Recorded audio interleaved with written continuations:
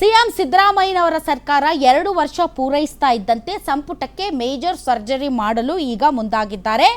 June 6ನೇ ತಾರೀಕು ಸಿದ್ದರಾಮಯ್ಯನವರು ದೆಹಲಿಗೆ ಹೋಗ್ತಾ ಇದ್ದಾರೆ. ಅಲ್ಲಿ ಹೈಕಮಾಂಡ್ ಜೊತೆ ಈ ಒಂದು ಪುನಾರಚನೆಯ ಬಗ್ಗೆ ಮಾತುಕತೆಯನ್ನು ನಡೆಸಲಿದ್ದಾರೆ. ಸಂಪುಟದಲ್ಲಿನ ಕೆಲ ಸಚಿವರಿಗೆ ಗೇಟ್ ಪಾಸ್ ಕೊಟ್ಟು ಹೊಸಬರಿಗೆ ಸಚಿವ ಸ್ಥಾನ ಕಲ್ಪಿಸೋದಕ್ಕೆ ಮುಖ್ಯಮಂತ್ರಿಗಳು ಮತ್ತು ಉಪಮುಖ್ಯಮಂತ್ರಿಗಳು ಮುಂದಾಗಿದ್ದಾರೆ. ಇಲಾಖೆ ನಿರ್ವಹಣೆಯಲ್ಲಿ ಯಾರ್ಯಾರು ವಿಫಲರಾಗಿದ್ದಾರೆ, ಸರ್ಕಾರದ ಕೆಲಸಗಳಲ್ಲಿ ಆಕ್ಟಿವ್ ಆಗದೇ ಇರುವಂತಹ ಸಚಿವರುಗಳು, ಅಷ್ಟೇ ಅಲ್ಲ ಸಚಿವರಾಗಿದ್ದರೂ ಕೂಡ ಪಕ್ಷ ಸಂಘಟನೆಗೆ ಸಹಕಾರ ಕೊಡದೇ ಇರುವಂಥವರು, ಸಚಿವರಿಗೆ ವಹಿಸಿದಂತಹ ಇಲಾಖೆಯ ರಿಪೋರ್ಟ್ ಕಾರ್ಡ್ನಲ್ಲಿ ಫೇಲ್ ಆಗಿರುವಂತಹ ಸಚಿವರು, ಹಾಗೂ ಹೈಕಮಾಂಡ್ ಪರ್ಸ್ನಲ್ ಆಗಿ ಕೆಲವೊಂದು ಟಾಸ್ಕ್ಗಳನ್ನು ಕೊಟ್ಟಿರುತ್ತೆ. ಅದು ಎಲೆಕ್ಷನ್ ಆಗಿರ್ಬೋದು, ಮತ್ತೊಂದಾಗಿರ್ಬೋದು, ಮಗದೊಂದಾಗಿರ್ಬೋದು. ಅಂತಹ ಟಾಸ್ಕ್ಗಳಲ್ಲಿ ಫೇಲ್ಯೂರ್ ಆದಂತಹ ಅಥವಾ ಟಾಸ್ಕ್ ರೀಚ್ ಆಗದೇ ಇರುವಂತಹ ಸಚಿವರನ್ನು ಸಂಪುಟದಿಂದ ಕೈಬಿಡಲು ಸಿಎಂ DCM ಪ್ರತ್ಯೇಕವಾಗಿ ಪಟ್ಟಿಯನ್ನು ರೆಡಿ ಮಾಡ್ಕೊಂಡು ಹೋಗಿದ್ದಾರೆ. ಈಗಾಗಲೇ ಹಲವಾರು ಸಚಿವರುಗಳು ಸೂಟು ಬೂಟು ಹೊಲಿಸ್ಕೊಂಡು ರೆಡಿ ಆಗಿದ್ದಾರೆ ಪ್ರಮಾಣ ವಚನವನ್ನು ತೆಗೆದುಕೊಳ್ಳುವುದಕ್ಕೆ.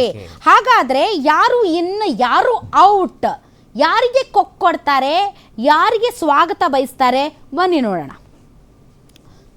ಓಕೆ, RB ತಿಮ್ಮಾಪುರ ಅಬಕಾರಿ ಸಚಿವರು, ಅವರನ್ನು ಬದಲಾಯಿಸುವಂತಹ ಸಾಧ್ಯತೆ ಇದೆ. KN ರಾಜಣ್ಣ ಅವರು ಎಷ್ಟು ಬೇಕೋ ಅಷ್ಟು ಹೆಸರು ಹಾಳು ಮಾಡ್ಕೊಂಡಿದ್ದಾರೆ. ಈಗ ರಹೀಂ ಖಾನ್, ಅದೇನೋ ಮೊನ್ನೆ ಅವ್ರ ವಿರುದ್ಧ ಅದು ಯಾವುದೋ ಒಂದು ಹೊಸದಾಗಿ ಒಂದು ಓಪನ್ ಅಪ್ ಆಗಿದೆ ಭ್ರಷ್ಟಾಚಾರದ ಬಗ್ಗೆ. ಸೊ K ವೆಂಕಟೇಶ್ ಪಶುಸಂಗೋಪನಾ ಸಚಿವರು, ಅವ್ರು ಹೆಂಗೆ ಅಂತಂದರೆ K ವೆಂಕಟೇಶ್ ಅವರು ಗ್ಯಾರಂಟಿ ನ್ಯೂಸ್ ಓಪನಿಂಗ್ ಇದೆ ಸಾರ್ ಅಂತ ಅಂದ ತಕ್ಷಣ ಆಯಿತು ಓಕೆ ಆ ಥರ ಅವರು ಅಂದರೆ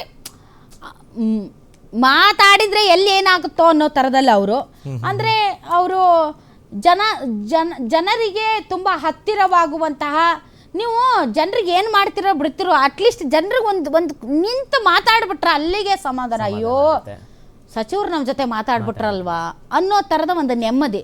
ಇವ್ರು ಒಂಥರ ನಾಟ್ ರೀಚಬಲ್ ಇದ್ದಂಗೆ, ಎಲ್ಲರ ಫೋನು ರಿಸೀವ್ ಮಾಡ್ತಾರೆ, ಆದರೆ ಏನೋ ಒಂಥರ ಅವರು. ಇನ್ನು MC ಸುಧಾಕರ್ ಉನ್ನತ ಶಿಕ್ಷಣ ಸಚಿವರು, ಅವ್ರನ್ನೂ ಕೂಡ ಬದಲಾಯಿಸ್ತಾರೆ ಅಂತ ಹೇಳಲಾಗ್ತಾ ಇದೆ. ಇನ್ನು D ಸುಧಾಕರ್ ಯೋಜನೆ ಮತ್ತು ಸಾಂಖ್ಯಿಕ ಸಚಿವರು, ಶರಣಬಸಪ್ಪ ದರ್ಶನಾಪುರ್ ಸಣ್ಣ ಕೈಗಾರಿಕಾ ಸಚಿವರು, ಅವರನ್ನು ಕೂಡ ಸಂಪುಟದಿಂದ ಕೈ ಬಿಡ್ತಾರೆ ಅಂತ ಹೇಳಲಾಗ್ತಾ ಇದೆ. ಮಂಕಾಳು ವೈದ್ಯ ಮೀನುಗಾರಿಕೆ ಬಂದರು ಮತ್ತು ಒಳನಾಡು ಸಚಿವರು, ಇವರು ನಮ್ಮ ಜಿಲ್ಲೆಯಲ್ಲಿ ಸಚಿವರು, ಇವರು ಮಂಕಾಳು ವೈದ್ಯ ಅವರು ಏನು ಮಾಡ್ತಿದ್ದಾರೋ ಏನು ಕಥೆನೋ ದೇವರಿಗೆ ಗೊತ್ತು, ನಿಜವಾಗ್ಲೂ ಹೇಳ್ತೀನಿ. ಆದರೆ ಒಂದಂತೂ ನಿಜ, ಮಂಕಾಳು ವೈದ್ಯ ಅವ್ರನ್ನ ಚೇಂಜ್ ಮಾಡಿದ್ರೆ ನಮ್ಮ ಜಿಲ್ಲೆಯವ್ರಿಗೆ ಕೊಡಬೇಕು ಮತ್ತೆ, ಅಲ್ವಾ? ಹೌದು. ಹಾಗಾದ್ರೆ ಯಾರು ಒಳಗೆ ಬರ್ತಾರೆ ಬನ್ನಿ ನೋಡೋಣ. ಅಂದ್ರೆ ಸಚಿವ ಸಂಪುಟದ ಒಳಗಡೆ ಬರೋರು ಯಾರು? ಸಚಿವ ಸಂಪುಟದ ಒಳಗಡೆ ಬರುವವರು ಲಿಸ್ಟು M ಕೃಷ್ಣಪ್ಪ ವಿಜಯನಗರ ಶಾಸಕರು.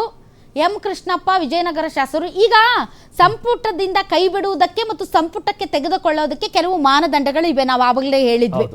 ಅವರು ತಮ್ಮ ಇಲಾಖೆಗಳಲ್ಲಿ ಯಾವ ರೀತಿಯಾದಂತಹ ಕೆಲಸವನ್ನು ನಿರ್ವಹಿಸಿದ್ದಾರೆ, ಅಷ್ಟೇ ಅಲ್ಲ ಪಕ್ಷ ಸಂಘಟನೆಗೆ ಹೇಗೆ ಸಹಕಾರಿಯಾಗಿದ್ದಾರೆ, ಹೈಕಮಾಂಡ್ ಕೊಟ್ಟಿರುವಂತಹ ಟಾಸ್ಕ್ಗಳನ್ನು ಎಷ್ಟರ ಮಟ್ಟಿಗೆ ರೀಚ್ ಆಗಿದ್ದಾರೆ, ದಿ ಸೇಮ್ ಟೈಮ್ ಅವರ ಜಾತಿ, ಅವರ ಪ್ರದೇಶ, ಇವೆಲ್ಲವೂ ಅವರ ಜಿಲ್ಲೆ, ಇವೆಲ್ಲವೂ ಕೂಡ ಮ್ಯಾಟರ್ಸ್. ಸೊ ಇವೆಲ್ಲವೂ ಕೂಡ ಮಾನದಂಡಗಳು. ಆ ಆಧಾರದ ಮೇಲೆ ಒಕ್ಕಲಿಗ ಸಮುದಾಯಕ್ಕೆ ಸೇರಿದಂತ M ಕೃಷ್ಣಪ್ಪ ಅವರು ಇನ್ನಾಗ್ತಾರೆ ಅಂತ ಹೇಳಲಾಗ್ತಾ ಇದೆ.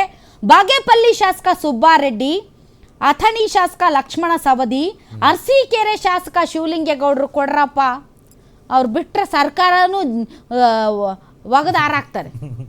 ಖಂಡಿತ ಘಟಾನುಘಟಿಯಾಗಿ ಯಾವಾಗಲೂ ಕೂಡ ಅಲ್ಲ, ನನ್ನ ಸ್ಟ್ರಾಂಗ್ ವಾಯ್ಸ್ ಆ ಥರ ಇರಬೇಕು. ನನಗೆ ನಿಜವಾಗ್ಲೂ ನಾನು ಅಪ್ರಿಷಿಯೇಟ್ ಮಾಡ್ತೀನಿ ಅವರನ್ನು, ಶಿವಲಿಂಗೇಗೌಡರನ್ನ. ತುಂಬ ಒಳ್ಳೆ ಅವ್ರ ಧ್ವನಿ ಅಂದರೆ ಕೆಲವೊಂದು ಸರಿ ಅವರು ತುಂಬ ನಿಷ್ಪಕ್ಷಪಾತವಾಗಿ ಮಾತಾಡ್ತಾರೆ. ದಿ ಸೇಮ್ ಟೈಮ್ ಅವ್ರನ್ನ ಈ ಸರಿ ನೀವೇನಾದರೂ ಸಚಿವರನ್ನಾಗಿ ಮಾಡಲಿಲ್ಲ ಶಿವಲಿಂಗೇಗೌಡರನ್ನ ಅಂತಂದರೆ ಇದು ವಿಧಾನಸಭೆಯಲ್ಲೇ ನಿಂತು ಹೇಳ್ಬಿಡ್ತಾರೆ, ನಮಗೆಲ್ಲ ಎಲ್ಲಿ ಮಾಡ್ತೀರ್ರಿ ನೀವು ಅಂತ. ಖಂಡಿತ. ಸೊ ಹಂಗಾಗಿ ಅದರಿಂದ ಬಚಾವ್ ಆಗ್ಬೇಕಂದ್ರೂ ಅವ್ರನ್ನ ಮಾಡಲೇಬೇಕು ನೀವು. ಬಾಲಕೃಷ್ಣ ಮಾಗಡಿ ಶಾಸಕರು, ಅವರು ಕೂಡ ಈಗಾಗಲೇ ಅವರಂತೂ ಫುಲ್ ಪ್ರಿಪೇರ್ ಆಗ್ಬಿಟ್ಟಿದ್ದಾರೆ ನಾನು ಸಚಿವರಾಗ್ತೀನಿ ಅಂತ. ಬಸವರಾಜ ರಾಯರೆಡ್ಡಿ ಅವರಂತೂ ಇತ್ತೀಚೆಗೆ ಕೊಡ್ತಾ ಇರುವಂಥ ಒಂದೊಂದು ಸ್ಟೇಟ್ಮೆಂಟ್ ಯಾವ ರೀತಿ ಇದೆ ಅಂತಂದರೆ, ನಾನು ಮುಖ್ಯಮಂತ್ರಿ ಕ್ಯಾಂಡಿಡೇಟು ಅನ್ನೋ ಥರದಲ್ಲಿ ಇದೆ. ಇನ್ನು TB ಜಯಚಂದ್ರ ಶಿರಾ ಶಾಸಕರು, ಕುಂಚಿಟಿಗರು. ಜಯಚಂದ್ರ ತುಂಬ ಸೀನಿಯರ್ ಲೀಡರ್. ಕಳೆದ ಬಾರಿ ಅವರನ್ನ ಮಂತ್ರಿ ಮಾಡ್ತಾರೆ ಅಂತ ಹೇಳಲಾಗ್ತಾ ಇತ್ತು, ಆದರೆ ಆಗಲಿಲ್ಲ. ಈ ಬಾರಿ ಡೆಫಿನೆಟ್ ಅಂತ ಹೇಳ್ತಾ ಇದ್ದಾರೆ. ಇನ್ನು ಬಳ್ಳಾರಿ ಗ್ರಾಮೀಣ ಶಾಸಕ ಬಿ ನಾಗೇಂದ್ರ, ಹೌದಾ? ಬಿ ನಾಗೇಂದ್ರ ಅವರು ಮತ್ತೆ ಬರ್ತಾರಾ, ವಾಪಸ್ ಆಗ್ತಾರಾ? ಓಕೆ, CM ಮತ್ತು DCM ಇಬ್ಬರು ಭಾರೀ ಒಲವನ್ನು ವ್ಯಕ್ತಪಡಿಸಿದ್ದಾರಂತೆ. ಇದು ಒಂದು ಸ್ವಲ್ಪ ಎಲ್ಲರೂ ಗಮನ ಇತ್ತಾ ಇದೆ, ನೋಡೋಣ ಆದಾಗ. ಇನ್ನು ಪುಟ್ಟರಂಗ ಶೆಟ್ಟರು ಚಾಮರಾಜನಗರ ಶಾಸಕರು, ಇವರನ್ನು ಕೂಡ ಈ ಬಾರಿ ಸಚಿವ ಸಂಪುಟದ ಒಳಕ್ಕೆ ತೆಗೆದುಕೊಳ್ಳುವಂಥ ಚಾನ್ಸಸ್ ಇದೆ ಅಂತ ಹೇಳಲಾಗ್ತಾ ಇದೆ.